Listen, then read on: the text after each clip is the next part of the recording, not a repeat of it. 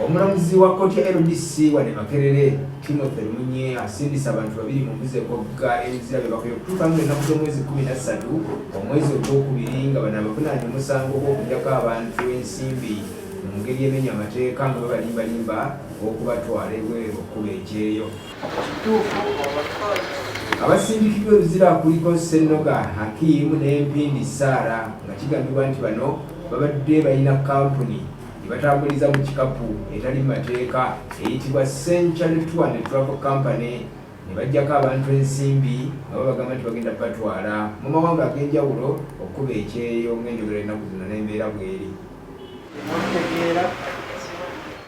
Bano kigambibwa nti badde bakajjako abantu abawerera ddala nkaaga ensimbi nga ziriyo mu bukadde na bukadde kyokka nga ku bonna tekuliiko gwe baali bafunidde mulimu.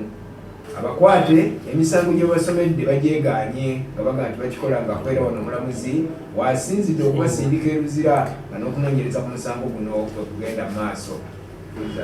Abamu kubagamba nti Ssennoga Hakim ne munne Empindi Sarah babajjako ensimbi nabo twogeddeko nabo ne batunyonnyola engeri gye baaferwamu.